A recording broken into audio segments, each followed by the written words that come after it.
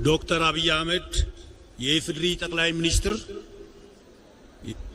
ክቡር አቶ ቴዎድሮስ ምህረት የጠቅላይ ፍርድ ቤት ፕሬዝዳንት፣ ክቡር አቶ ተመስገን ጥሩነህ የኢፌዴሪ ምክትል ጠቅላይ ሚኒስትር፣ ክቡር አቶ አደም ፋራህ በምክትል ጠቅላይ ሚኒስትር ማዕረግ የዲሞክራሲ ስርዓት ግንባታ ማዕከል ዋና አስተባባሪ፣ የተከበሩ ዶክተር እንደሻው ጣሰው የማዕከላዊ ኢትዮጵያ ርዕሰ መስተዳድር፣ የተከበራችሁ የሁሉም ክልል ርዕሳነ መስተዳድሮች፣ የተከበራችሁ የሁለቱ ከተማ አስተዳደር ከንቲባዎች፣ የተከበራችሁ የክልሎችና የሁለቱ ከተማ አስተዳደር አፈጉባኤዎች፣ የተከበራችሁ ጀነራል መኮንኖች፣ ክቡራን ሚኒስትሮች፣ አምባሳደሮች፣ ከፍተኛ የሥራ ኃላፊዎች፣ የተከበራችሁ የሃይማኖት አባቶች፣ የሀገር ሽማግሌዎች፣ አባገዳዎች፣ አደ ሲንቄዎች፣ የተከበራችሁ የባህሉ ባለቤት የሆናችሁ የኢትዮጵያ ብሔሮች ብሔረሰቦችና ሕዝቦች፣ የተከበራችሁ የባህሉ አዘጋጅ የሆሳና ከተማና አካባቢው ነዋሪዎች፣ የተከበራችሁ የባህሉ ተሳታፊዎችና ታዳሚዎች፣ ክቡራትና ክቡራን፣ ከሁሉ አስቀድሜ የብዝሃ ማንነት መናገሻ የህብረ ብሔራዊ አንድነት መገለጫ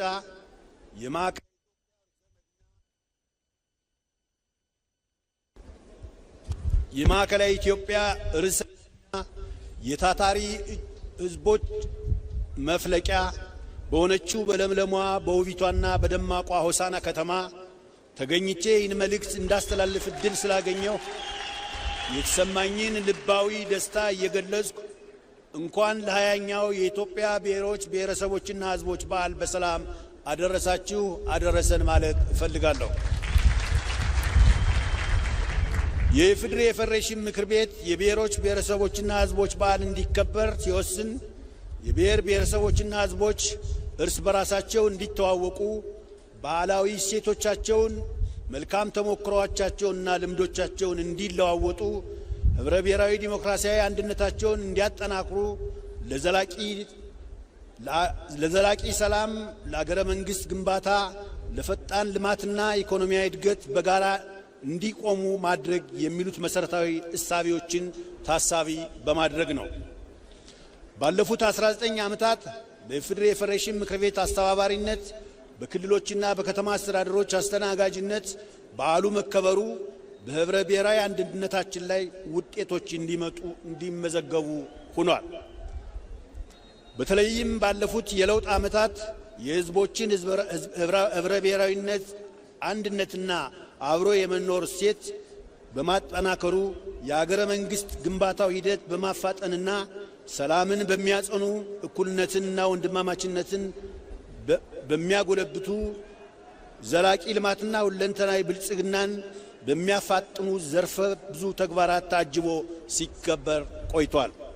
የዘንድሮ የብሔር ብሔረሰቦችና ህዝቦች ቀን የጋራ ትርክት ውጤት፣ የአንድነታችን ምልክትና የቁጭታችን መገለጫ፣ ዳግማዊ አድዋችን የሆነው ታላቁ የኢትዮጵያ ህዳሴ ግድባችን ባስመረቅንበት የኢትዮጵያ የማንሰራራት ጉዞ እውን ለማድረግ አበርክቷቸው የጎላ የሆኑት ሜጋ ፕሮጀክቶች ጅማራቸው በተሰበሰረበት ማግስት የሚከበር መሆኑ፣ እንዲሁም በታሪክ ሂደት የተፈጠሩ አገራዊ መዛነፎችን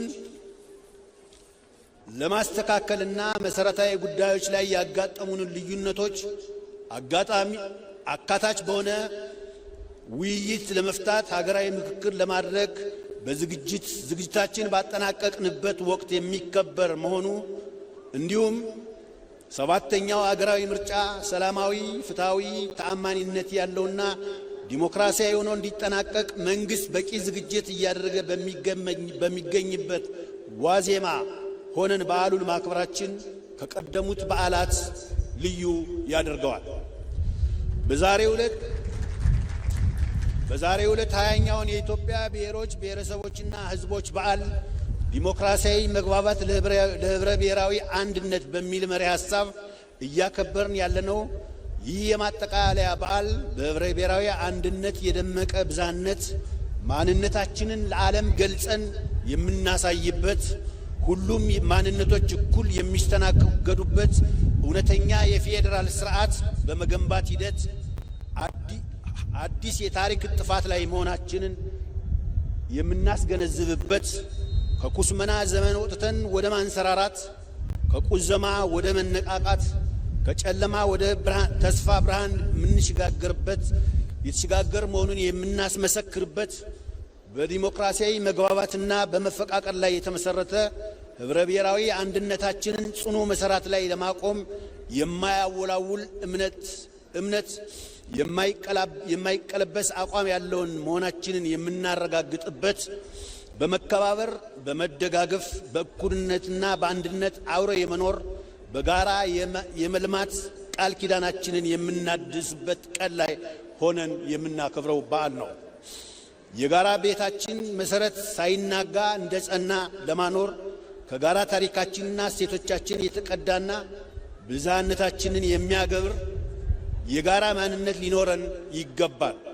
ይህንን የጋራ የሆነ ኢትዮጵያዊ ማንነት ለማጽናትና የህዝቦችን የዘመናት አብሮነት እንደተጠበቀ ለማዝለቅ በብሔራዊነት ላይ የተመሰረተ አሰባሳቢ ትርክት መገንባት ያስፈልጋል። ክቡር ጠቅላይ ሚኒስትር፣ ጥሪ የተደረገላቸው እንግዶች፣ ክቡራትና ክቡራን፣ ዲሞክራሲያዊ መግባባት እንደ ገዳ ስርዓት በመሰሉና ሌሎች የሽምግልና ስርዓቶች ኢትዮጵያውያን ከቀደምት አባቶቻችን እንታወቅበት የነበረ ትናንት በተለያየ መንገድ የሸረሸርነው ዛሬ ደግሞ እየተለማመድነው ያለ በአዲስ መልክ የምንተገብረው ባህል ነው። ይህ ስልጡንና ምጡቅ አካሄድ ችግርን በዘላቂነት ለመፍታት ለአካታችነት፣ ለአሳታፊነት፣ ለምክክር፣ ለድርድር፣ ለሰጥቶ መቀበልና ለስምምነት የቅድሚያ ይሰጣል። በተለይም እንደኛ ብዝሃ ባህል፣ ሃይማኖት፣ ቋንቋና የተለያዩ አስተሳሰቦች ባላቸው አገሮች ብቸኛው መዳኛ መንገድ ዲሞክራሲያዊ መግባባት ነው። የለውጡ መንግስታችን ይህንን ነባራዊ እውነት በወጉ በመገንዘብ በአገራችን ሁለንተናዊ ብልጽግናን እውን ለማድረግና ዘላቂ ሰላም ለማስፈን ብዝሃነትንና አንድነትን የሚያስማማ መንገድ መርጦ ከምንጊዜውም በላይ በስፋትና በትጋት እየተንቀሳቀሰ ይገኛል። በመሆኑም ይህን ጅምር እንቅስቃሴ ተጋግዞ ከከፍታው ላይ ማድረስ የኢትዮጵያ ብሔሮች ብሔረሰቦችና ሕዝቦች ኃላፊነት ሊሆን ይገባል። ህብረ ብሔራዊ አንድነት ያለ ዲሞክራሲያዊ መግባባት አይጸናም። ዲሞክራሲያዊ መግባባት ደግሞ ለህብረ ብሔራዊ አንድነት መሰረቱም ሕይወቱም ነው። በመሆኑም አገራችን ፈተናዎችን በድል እየተሻገረች ሁሌም አሸናፊ ሆና እንድትቀጥል ህብረ ብሔራዊ አንድነታችንን ማጠናከርና እውነተኛ የፌዴራል ስርዓት መገንባት ያስፈልጋል። እውነተኛ የፌዴራል ስርዓት ሁሉንም ማንነቶች እኩል የማስተናገድ አቅምና ፍላጎት አለው። ስለሆነም የህዝቦችን አንድነትና ትስስር ለማረጋገጥና የአገራችን ሰላምና አንድነት ጠብቆ እንዲቀጥል ለማድረግ ሁሉም የድርሻውን መወጣት ይኖርበታል። ክቡር ጠቅላይ ሚኒስትር፣ ክቡራትና ክቡራን፣ አገራችን ኢትዮጵያ በለውጡ መንግስታችንና በብልጽግና ፓርቲያችን አመራር ወደሚገባት ከፍታ ለመውጣት የማንሰራራት ጉዞዋን ቀጥላለች። ጀምራ የማጠናቀቅ አቅሟም አጠናክራለች። የማይቻሉ የሚመስሉትን ሁሉ ችላ አሳይታለች። ግዙፍ ፕሮጀክቶችን በራሷ አቅምና ባጠረ ጊዜ በመፈጸም ያይቻልምን መንፈስ ሰብራለች። ይህም የሀገራችንን ህዝቦች ስነልቦና ከፍተና ለእይታ ለውጥ በር ከፍቶላቸዋል። ይህ ግለት ሳይበር በማስቀጠል የኢኮኖሚ ሉዓላዊነታችንን ለማረጋገጥ ሜጋ ፕሮጀክቶችን ጀምራለች። ብሔራዊ ጥቅሟን ለማስጠበቅ የዲፕሎማሲ ስራዎቿን እያከናወነች ትገኛለች።